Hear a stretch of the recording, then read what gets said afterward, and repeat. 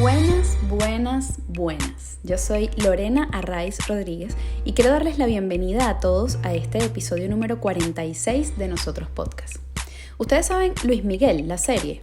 Bueno, resulta que nuestra invitada de hoy es guionista de esta maravillosa producción mexicana, así como también de muchas otras grandes historias del cine, el teatro y la televisión. Entre ellas la película El Amparo, ganadora de una veintena de premios internacionales. Estamos hablando de Carine Vallecillos, quien cree profundamente en el poder de las historias, personales y de ficción, como una herramienta para encontrarnos como seres humanos. En este episodio, Carine nos habla de su temprana relación con las historias, de la importancia del trabajo por encima del talento, de arriesgarnos y de ser auténticos en todo lo que hagamos, en especial a la hora de escribir. Además, Carine nos cuenta en primera persona de la creación de GEVA, una organización de mujeres venezolanas cineastas que ha nacido justamente para crear una red de apoyo y de intercambio de información, experiencia y conocimientos y así hacer crecer la industria del cine. La idea de estas GEVAs es potenciar la presencia femenina que existe en el área, tanto dentro como fuera de Venezuela. Sin más, los dejo con este episodio número 46 de Nosotros, con Carine Vallecillos. Carine Vallecillos, bienvenida a Nosotros Podcast. Es un placer que estés aquí hoy. Bueno, muchísimas gracias por la invitación. No, a ti por estar aquí en medio de tantas cosas que tienes por allí, pues habernos conseguido este momento. Carine, nosotros te definimos como una mujer creativa, persistente y comprometida con lo que haces, ¿no? Así te definimos nosotros. ¿Cómo te defines tú? Pues sí, creo que me defino como alguien que trabaja por lo que quiere, que busca la excelencia sin obsesionarse y, y que cree mucho en la escritura y en el poder de contar historias. Qué maravilla, me encanta todo lo que has dicho y en especial dos cosas. Creer en la excelencia sin obsesionarse, porque sí, hay que apuntar a la excelencia siempre, pero a veces nos ponemos como locos y claro, nos podemos llegar a obsesionar y esa obsesión muchas veces está en contra de la excelencia, ¿no? Porque a Sí. veces perdemos un poco allí el norte. Y por otro lado decías y por otro lado No, decías no, tranqui. es que si no se me va la idea, el poder de la escritura y de contar historias, y yo, bueno, esto ya es muy personal, pero yo particularmente soy muy fiel creyente del poder de las historias y de la escritura, por supuesto, o sea que más de acuerdo no puedo estar contigo. Sí, absolutamente. Creo, digamos, uno siempre se acerca a estas carreras de una manera intuitiva, no es algo que uno planifique tanto, aunque esté siempre presente cuando empiezas a rebobinar y hacerte tu propio guión de tu vida, te das cuenta que siempre estuvo por allí, pero con el tiempo uno le va entendiendo el valor que tiene el contar historias, cómo el ser humano las necesita, cómo te transforman, cómo las historias de otros, no necesariamente estamos hablando de ficción, sino la historia de las vidas, las experiencias de otros te transforman a ti en la medida en que las conoces, en la medida en que se divulgan, ¿no? Entonces creo que no solamente son las historias de ficción, sino las historias personales los que nos van armando el camino. Las historias nos ayudan, nos orientan. Los seres humanos vamos al cine, leemos libros, vamos al teatro, vemos televisión, no solo para divertirnos, la gente cree que solamente entretenimiento, a veces hallamos respuestas o compañía, descubrir que no estamos solos en alguna circunstancia, entender que todos los seres humanos pasamos por las mismas experiencias, independientemente de las diferencias culturales o religiosas. Y siento que las historias cumplen ese rol en la vida de los seres humanos. Sí, totalmente de acuerdo. De hecho, nosotros podcast, este espacio nace un poco por eso, ¿no? Por el afán de querer contar la historia de tantos venezolanos que estamos por allí regados y que yo pienso que una forma de volver a encontrarnos como venezolanos parte un poco de eso, de conocer la historia de los demás, ¿no? La historia del otro y poder encontrarnos allí, así que totalmente de acuerdo.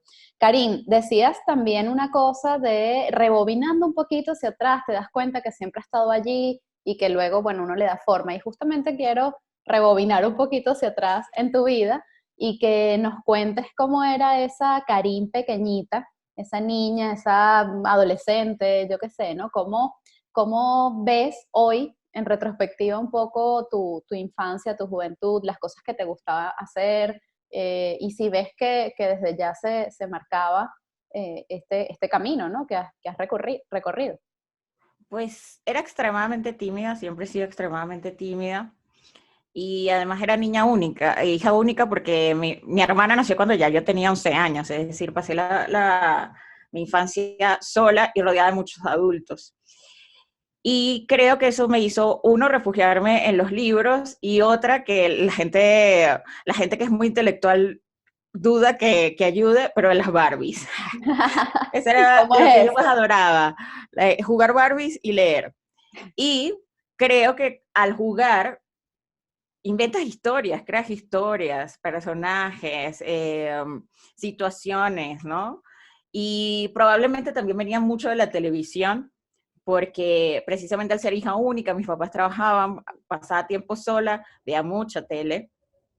Y, y para mí creo que esos fueron los vehículos para contar historias. Los libros, las Barbies y la televisión. Y siempre estuvieron presentes en mi vida. En la adolescencia igual, no, soy lo más lejano a una chica popular dentro de un colegio. Era la que, no sé, la que se leía la que se leía la novela y se las contaba a los demás, la que hacía la tarea de castellano y literatura. Hace poco, bueno, en el 2019 presentamos una obra en Miami y me contactó una profesora de cuarto grado, que había tenido en cuarto Wow. grado, y me dijo, tú siempre escribías historias, tú siempre escribías cuentos, todavía me acuerdo. Entonces, creo que está allí mi madrina de bautizo, Carolina Espada, es escritora y es licenciada en letras también. Y siempre me regaló libros, ¿no? Entonces también hay una impronta allí de mi madrina. Yo creo que esa mezcla con las telenovelas que veía con mi mamá hizo lo que soy. Bueno, muy bien, sí, indudablemente todo suma, ¿no? Y todo va formando parte de eso que nos construye de alguna manera, ¿no? Bueno, decías, estudiaste letras y te has dedicado, obviamente, como ya sabemos, y es la razón, una de las razones por las que estás aquí, a escribir historias, tanto para cine, para teatro, para televisión. Em, ¿Cómo nace esa pasión o cómo descubres ese talento, ¿no? Porque una cosa es como, bueno, esto me gusta hacerlo y como decías hace un rato, lo haces de forma intuitiva quizás, y luego ya es como, ¿en qué momento hiciste ese clic de, ok, esto es lo que yo quiero hacer? ¿Y cómo fue un poco ese proceso? En la universidad, por eso yo soy muy defensora de la academia y de estudiar, porque sí siento que la universidad te abre muchas puertas o te dice esto no es lo que es para ti. O sea, creo Claro. que es el lugar donde uno va definiéndose con más conciencia, ¿no? Entonces, claro, yo escribía las obras de teatro del colegio, pero no, como tú dices, o sea, además porque me tocaba, porque era la que lo hacía, pero cuando entré a la universidad, me metí en el taller de teatro de la Escuela de Letras de la universidad, que lo dictaba Franz Pano, y por supuesto el primer acercamiento que uno tiene al teatro es desde la actuación, ¿no? Sí. Porque es lo más visible. Y nada, actué 2 años en el taller, hice talleres de actuación, pero un año Frank dice, no se inscribió mucha gente, no tiene sentido montar una obra entre nosotros tres, porque éramos como los veteranos del grupo de teatro, éramos tres. Y él dice, no tiene sentido, vamos a hacer un taller de dramaturgia y vamos a escribir. Y ahí escribí como mi primera pieza de teatro, como con conciencia, porque ya tenía 3 años en la escuela de letras, con conciencia de lo que significaba estructurar una historia, contar una historia, para qué. Y siento que a partir de ese momento yo conseguí mi partitura. O sea, en ese momento, en el momento que yo escribí, entendí que ese era el lugar desde donde yo enunciaba el mundo, y a partir de allí todo comenzó como a fluir. No, nunca hablo de suerte porque Hace poco leí una cita de Shonda Rhimes que dice, yo no soy una mujer con suerte, yo soy una persona que trabaja y Claro. y que aprovecha las oportunidades que se le han presentado. Y yo creo que en ese sentido sí hay algo del trabajo, pero sí hay algo de encontrar el espacio donde tú realmente funcionas, donde tú sientes que todo fluye, que es fácil, como el amor, ¿no? Que si no es fácil, no es amor. El amor es fácil. Entonces, esos espacios también, no quiere decir que no te presenten retos, no quiere decir que no tengas fracasos, pero inmediatamente yo comencé a escribir teatro, escribí una primera obra para niños al grupo Actoral 80. A partir de ahí todo, ese mismo año comienzo a trabajar en RCTV como analista de libretos, después al año siguiente comencé como dialoguista, me pasaron a dialoguista de una telenovela de Martin Hahn, y todo ha ido así en esa búsqueda, ¿no? Cuando me fui de Venezuela a estudiar a Buenos Aires, porque también habían cerrado RCTV, estudio guión de cine, allí conozco gente, venezolanos que me llevan a escribir una serie para MTV, después regreso a Venezuela y hago películas, o sea, todo ha ido así, entonces como que una cosa lleva a la otra, ¿no? Cada trabajo me ha hecho conocer gente que eh, que me enlaza con otro. Y creo que es por eso, porque encontré mi música, ¿no? Encontré mi melodía. Claro, tal cual, es como que abres el zorro y ya pues Sí, no hay manera de parar aquello que ya sabes que te hace vivir, ¿no? Básicamente, y dices, pues, ¿para qué voy a hacer otra cosa si es esto lo que quiero, exacto. lo que sé, lo que me gusta, lo que me mueve, ¿no? ¿Qué le dirías a las personas que de alguna manera tienen quizás la inquietud, ¿no? Bueno, les gusta escribir o les gustan las historias en general? ¿Qué les dirías como, no sé, recomendaciones para iniciarse y para mantenerse, sobre todo, en este camino de la escritura, en particular de guiones? Primero que no piensen que el oficio del escritor es un oficio solitario. Eso es una imagen muy hermosa, muy, que nos llena, que nos hace sentir muy importantes e intensos en la vida, pero un escritor es un comunicador y tiene que estar en contacto con la gente. Y la única manera de que sucedan las cosas es con otras personas. Nadie se hace solo, jamás. O sea, nadie se hace solo. Entonces a veces siento que la gente que escribe es como que, ay, yo escribí este guión y lo tengo aquí y dentro de 2 años se lo voy a mostrar a Cuarón y Cuarón me va a dirigir mi película. Porque también estamos muy alimentados por los mitos y las, digamos, Total. de hollywoodenses, Y los de la chica estándares, mesera. ¿no? Sí, pero además de esos mitos de la chica mesera que la descubre un gran director y se convierte en una protagonista, o sea, estamos muy llenos de esa Sí. cosa hollywoodense y es más de chamba, o sea, es más de, como dirían los argentinos, es más de laburo que de momentos mágicos, que sí los hay, Sí, evidentemente, claro. pero siempre tienen que ser, tienen que estar involucrados con el trabajo. Entonces, primero escribir y segundo compartir lo que escriben. Buscar, si escribes teatro, buscar montar tu obra. No esperar, ah, mira, yo se lo voy a dar a tal director, yo lo voy a llevar para tal lado. No, buscar la gente que sea afín a ti, con la que puedas construir, con la que puedas crear, que siento que fue lo que yo hice. O sea, yo comencé, cuando ya nos separamos del Grupo Actoral 80, dejamos de hacer obras para niños con ellos, formamos Tumba Rancho, pero éramos los mismos que habíamos estado juntos en esos talleres, Jesús Carreño, Robert Calzadilla, Giovanni García, Natalia Paulini, o sea, éramos esa familia y con ellos se fueron construyendo los otros proyectos. Entonces creo que es hacer lo que amas, pero también compartirlo, porque solo nunca lo vas a lograr, ¿no? Yo siempre cuento la anécdota de cómo llegué a Luis Miguel en la serie, y yo estaba armando proyectos, típico que tú dices, ah, yo tengo esta idea y quiero hacer esta serie, esto sería una idea buenísima para una serie, armo un proyecto, se lo muestro a Rolando Lowenstein, que es alguien que se encarga de posicionar y vender proyectos en el extranjero, él me contacta con Héctor Palma, lo armamos, lo hacemos, se comienza a rodar ese proyecto y hasta ahora ese proyecto no se ha realizado, pero en una de esas ventas estaba Carla González Vargas, que es la showrunner de Luis Miguel, y dijo, el proyecto yo no lo puedo realizar porque además no tiene nada, digamos, en México no tenía mucho sentido esa historia, pero me gusta la que escribe y me contactó. Entonces, si yo no hubiera hecho ese proyecto, probablemente no llego a este lugar, porque ¿cómo iba a saber ella que yo, que yo Claro. existía, no? Es arriesgarse Entonces, también un poco a veces, ¿no? sí, a veces la gente quiere como dar pasos sobre seguro.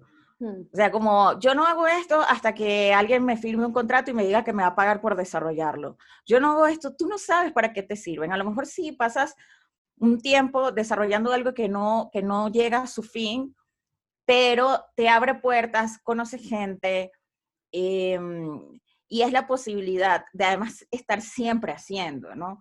Siempre ejercitándote, siempre escribiendo, siempre mejorando, eso es. porque es un camino hacia ninguna parte. O sea, no hay un momento donde tú dices, ya estoy, ya lo logré. Sí, cuando Esto es. haga esto, ya esto es el tope. Exacto, cuando ya haga esto, terminé. Y no, porque vienen otras cosas, porque, como decía Cabrujas, siempre se empieza de cero. Cada proyecto es empezar de cero y aprender. A lo mejor no cometes los mismos errores, pero cometes Cometes otros. otros, sí, totalmente. Totalmente, vienen otros Entonces, errores. es eso, escribir y rodearse de gente, no pensar que puedes solo.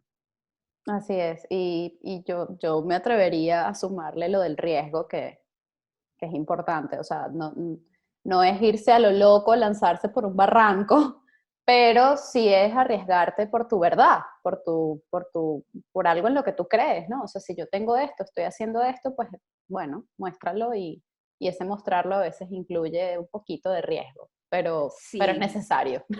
no, y cuando dices también arriesgarse, también es hacer tú, a presentarte tú, porque también hay otra que es tratar de emular los caminos de otros, Es verdad. ¿no?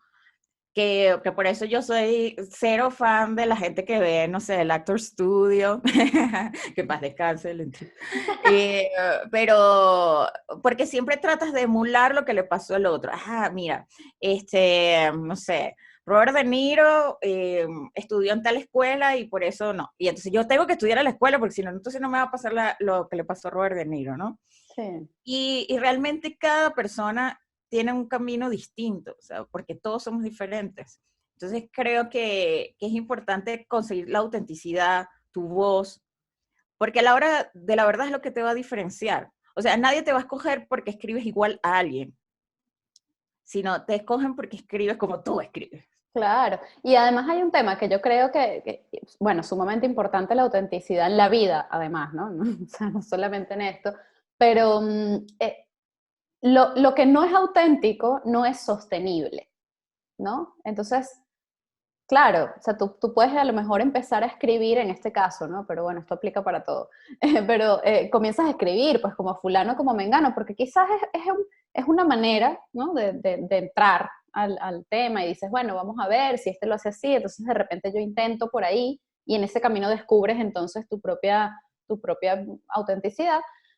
Pero eventualmente tienes que soltar eso, porque si no, eso no va a ser sostenible. O sea, eventualmente se te van a acabar las copias que estás haciendo, ¿no? Claro. Eventualmente vas a decir, bueno, ya, y ahora qué hago, ¿no? Y entonces, bueno, No, y además la gente es impresionante, pero la gente se da cuenta. O sea, sí, porque una primera obra, una primera película, un primer disco, puedes hacerlo, claro, pero digamos, la destreza en el trabajo se demuestra en la repetición, no en lo que primero surge, porque quizás cualquiera puede sentarse y decirte, tengo una gran historia, y la puede tener, pero desarrollarla, mantenerla, o reproducirla, o volver a enfrentarte al hecho artístico, solo lo hace quien entiende que esto es un oficio, que es un trabajo, así como los ingenieros, así como los médicos, así como los abogados, ¿no? Hay mucho claro. mito alrededor del trabajo artístico, ¿no? Y todo el mundo piensa que es como, te, tú te sientas en la computadora y una luz te Llega la ilumina musa. y llega la musa y nada, y no, es trabajar y todos, los pintores, todo lo que hacen es trabajar, levantarse y enfrentarse al lienzo y pintar y los fotógrafos salir. fotografiar, o sea, no es algo que, no es un don, ¿no? Sí, No que es, puede haber un tema, esto también es como otro, no sé si es un mito, pero todo el tema del talento, ¿no? Que es como, bueno, es que esta persona tiene mucho talento para, y es como, bueno, ajá, el talento está bien, o sea, hay personas que tienen ese don o ese talento, que vienen con algo especial y tal, pero si no lo cultivas, al final eso no va a ningún sitio. Y por el contrario, hay gente que no tiene algo tan visible, ¿no? Como que digas, esta persona tal, pero bueno, que a raíz de ese trabajo, de ese esfuerzo y de esa pasión, ¿no? Porque tampoco es un tema de que tiene que ser un drama, ponerte a hacer lo que haces, ¿no? Claramente, tiene que ser algo que te apasione y que te guste y que te motive, pero bueno, también así se pueden construir cosas, ¿no? sí, no, yo defiendo mucho el trabajo, porque el talento es lo que te digo, cualquier persona Claro, puede tener la posibilidad de expresar en algún momento con fluidez una idea y que tenga éxito. Eso puede suceder una vez, o dos. una vez o dos, puede ser. Pero no, siempre hay los one hit wonder, ¿no? Claro, ¿No? sí, sí, tal cual. Pero, pero son las personas que trabajan ese talento y lo potencian, pueden llegar más lejos, ¿no? Porque también el talento, si no lo cultivas, se acaba o se Claro. apaga, ¿no? Claro, porque no lo estás expandiendo y entonces se queda como empezó y cuando empezó de repente era muy bueno, pero ya después lo agotas, ¿no? Sí, es como esos actores que la gente siempre dice, ay, siempre es el mismo personaje. Bueno, a lo Es, mejor es el personaje que supo hacer la primera vez. exacto, y ahí se quedó y hasta luego. Pero bueno, en fin. Karim, hablando de proyectos y de conectar con gente y de la importancia de lo que surge de esas conexiones, ¿no? Estás participando actualmente en un proyecto muy reciente con otras mujeres venezolanas del área del cine que se llama Jeva. Por favor, háblanos de Jeva. Bueno, Jeva es lo máximo, porque estamos buscando un nombre, pues somos venezolanas todas, entonces estamos buscando un nombre y Mariana Rondón dice, ay, por favor, nada solemne, nada de esos nombres que Asociación de Mujeres Ya, Cineastas de no sé qué, tal, y empezamos, darle vueltas, darle vueltas, darle vueltas. Bueno, yo que tengo un antecedente de haberle puesto junto con mis amigos Tumbarrancho a nuestro grupo de teatro, empezamos a darle y darle y darle cómo se definían las mujeres, que era venezolano, empezamos por la fruta, la parchita, los nombres de las frutas que son únicos en Venezuela, el cambur, la lechosa, estábamos dándole, y le digo, bueno, pero pudiera ser algo que significa una cosa, pero las siglas, como harina pan, que es Producto claro. Alimenticio Nacional, entonces tú dices, ah, bueno, puede ser algo así, y le dimos, y entramos en las palabras, ¿no? Y entonces apareció Jeva, porque los venezolanos sabemos que coloquialmente se le dice jeva a las mujeres. Ya, o sea, trajiste a tu jeva, vienes con tu jeva. Un poco chentoso, pero hay Sí, gente que bueno, pero todavía lo usa. Y a veces despectivamente. A veces sí, dicen, también. ay, no, ay, te pasaste de jevita. Ay, te vas a poner jevita. ¿No? Y nosotros empezamos, bueno, jeva, o sea, pero ¿qué puede significar? Y dimos con esto de juntas en Venezuela y afuera. Eso significa jeva, juntas en Venezuela y afuera. Y no surgió, a diferencia de las otras, de muchas organizaciones de mujeres en los últimos años, no surge de un pronunciamiento ante la industria y el poder del hombre, que sí lo es, pero no es nuestro caso porque ni siquiera tenemos industria. Es O peor sea, aún. la industria venezolana está tan golpeada, la gente que está en Venezuela lo está haciendo con todo el esfuerzo del mundo porque no se hunda y están luchando tanto, y la gente de afuera también, que, que no era como el tema central. O sea, surge de la necesidad de conectarnos. De hecho, el origen primario es de una conversación de Emiliana Mirata con Nela Illas, donde Emiliana le muestra un guión y Nela le da sus opiniones y Emiliana dice, ay, esto deberíamos poder hacerlo, o sea, con más gente, o sea, que uno se reuniera y tú tienes un proyecto y se lo muestras y la otra persona te da su opinión y así vamos y dice Nela, claro, eso es lo que tenemos que hacer. Entonces surge de allí. de la necesidad de encontrarnos, de la necesidad de saber dónde estamos y en qué nos podemos ayudar, ¿no? Claro, y de que cada una aporte su conocimiento y su experiencia en favor de los proyectos de los otros. Un poco también lo que decías hace un rato de compartir, ¿no? Tus ideas y lo que tú quieres hacer. Es como, bueno, no es lo mismo que tú te sientes en la sala de tu casa y digas, bueno, yo quiero hacer esto y lo hagas tú solo ahí y tal, a que luego se lo empiezas a comentar a tus amigos o a personas que están en el área y que luego te pueden dar, pues, además de su opinión, que está muy bien siempre, bueno, no siempre, a veces no, pero además de la opinión, bueno, si hay un grupo de personas que son del área, pues y que te pueden orientar profesionalmente, pues muchísimo mejor, ¿no? Y Geva, Sí, cuéntame cómo están funcionando, cómo puede la gente sumarse, eh, cómo va. bueno, tenemos muy poco tiempo. Comenzamos el año pasado, las reuniones creo que comenzaron como en septiembre, por ahí, pero ha crecido con mucha rapidez y ha sido muy bien recibida. O sea, al mes de haber salido en las redes, em, ya tenemos más de 400 personas inscritas en la organización. Vamos a dictar un taller con la ayuda del CBA, que inmediatamente nos abrió las puertas. Y de lo que te habla eso es de la avidez y la necesidad de que este espacio existiera, ¿no? Así es. Por ahora estamos como a cargo Nela Illas, Mariana Rondón, Claudia Lepage, Emiliana Mirata, Catiusca Castillo y yo. Pero precisamente uno de los requisitos de la planilla de Geva es decir qué puedes aportar a Geva. Porque la idea no es como que, ay, bueno, nos venimos nosotros a resolverte tus problemas y somos la lista de San Nicolás y tú vienes y nos dices qué quieres y nos haces tu carta. No, No. puedes hacernos tu carta para nosotros saber cuáles son las necesidades que tienen las Jevas en el mundo y en Venezuela, pero también nos puede decir, mira, Jeva, yo conozco esta persona que da este taller, que me Sí, es parece como que un es intercambio, pues, ¿no? sí, sí, la idea es cómo puedes aportar y para eso simplemente tienes que ir a la página de jeva.org y eh, e inscribirte, llenar la planilla, ser parte de la comunidad, seguirnos por las redes sociales, ¿no?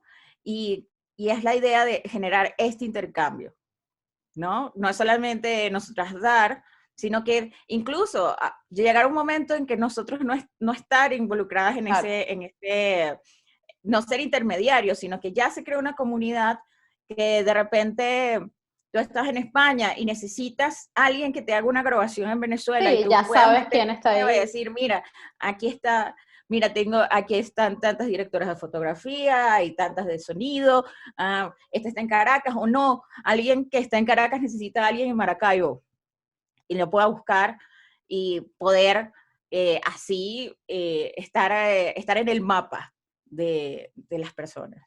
Qué bien, qué maravilla. Bueno, yo creo que yo estuve viendo el live que sacaron recientemente un poco contando, ¿no? Cómo estaba funcionando la asociación, bueno, la organización.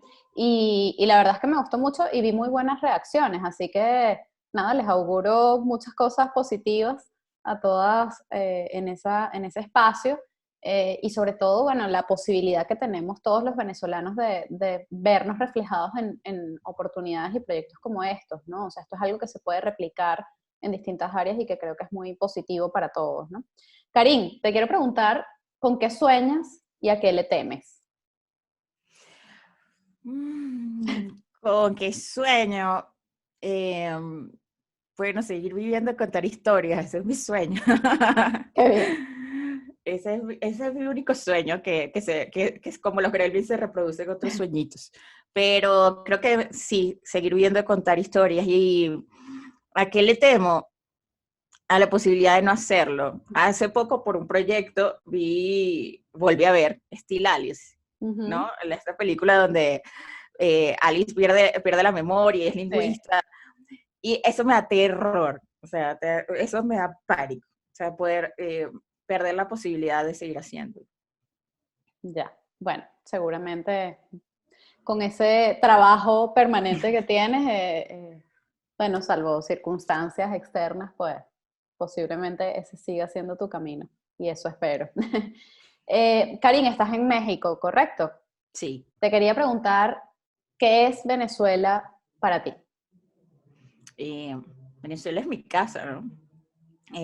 Hay una frase de una cantante que dice, la casa es donde duele, por lo tanto Venezuela es mi casa. Sí, para mí Venezuela es mi imaginario, es el lugar de mi enunciación, ¿no? Independientemente de que pueda escribir la historia de un cantante mexicano, eh, Venezuela es mi manera de mirar el mundo. Y creo que eso va a estar, esa impronta va a estar allí siempre. De hecho, mi teatro es súper venezolano. Eh, y recuerdo que a veces me han dicho, ¿no? Ay, es que si tú escribieras más universal, pues a lo mejor tus obras se montarían en otros lados. Y fíjate que las han montado en otros lados y siguen siendo tan venezolanas como la arepa. Entonces, Bueno, por la autenticidad de la que hablábamos antes también, o sea. exacto, yo decía, bueno, pero sí, si uno monta Chejo, ¿y qué Claro, tiene que uno que ver con el samovar y, no sé, y las estepas? Y, claro, ¿no? nada, cero. Nada, nada. Pero lo humano es lo que prevalece, ¿no? Entonces creo que en ese sentido Venezuela siempre está en todo lo que escribo. Es también, es también una gran herida, sin sonar malagradecida ni con Argentina ni con México, es donde más tiempo he estado. Pero bueno, nada, es eso, es una herida, todavía no es cicatriz, todavía no ha sanado.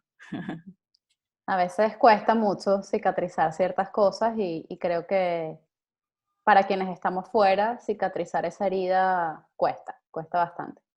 Y bueno, por último, ¿cómo crees que, bueno, un poco lo que te comentaba una de las razones de existencia de este espacio, ¿no? Que es como volver a conectar como venezolanos pues con el otro.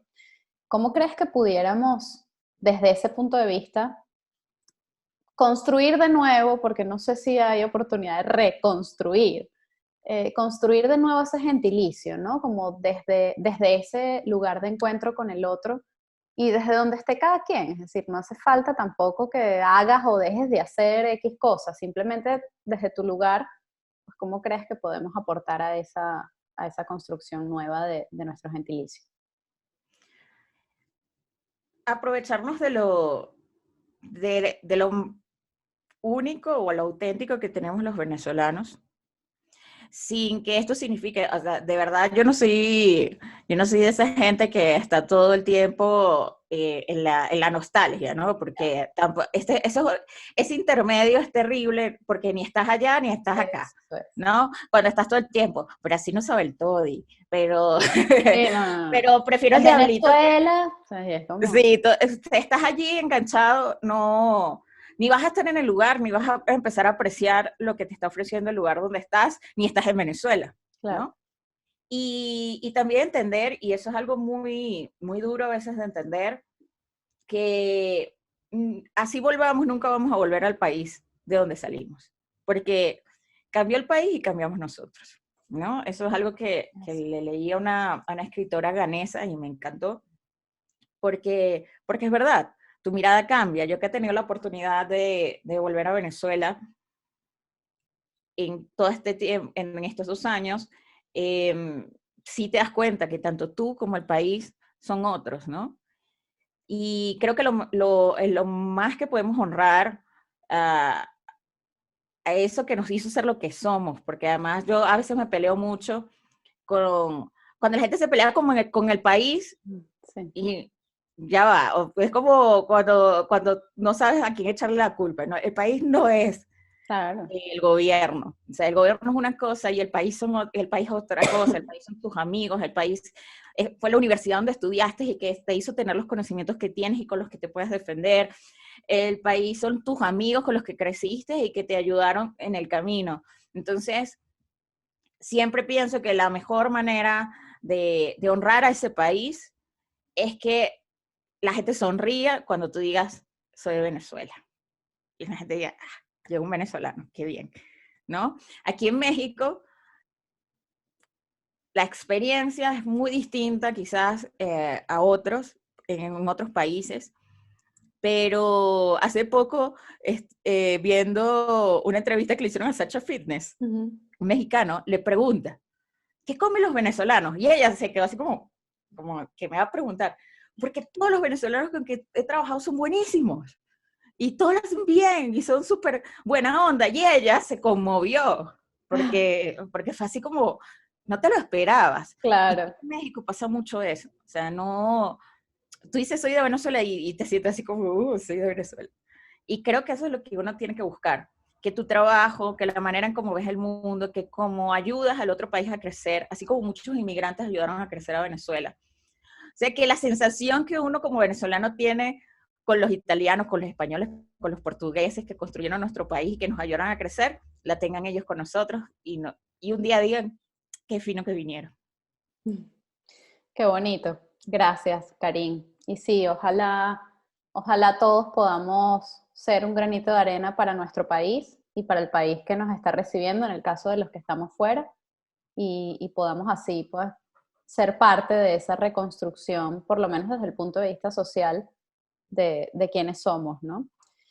Karin, ha sido un placer, me encanta conversar contigo, me ha encantado conocerte y bueno, que sigan fluyendo proyectos auténticos y conexiones reales entre más y más personas que estén dispuestas a seguir siendo parte de algo más grande, ¿no? Muchas gracias. Bueno, gracias a ti y gracias por este espacio. Y nada, todas las jevas bienvenidas, todas las jevas del mundo que quieren hacer cine o hacen cine, ya saben dónde se pueden encontrar. Por favor, todas, vámonos a Jeva. Gracias, Jeva. Adiós. Gracias, Jeva.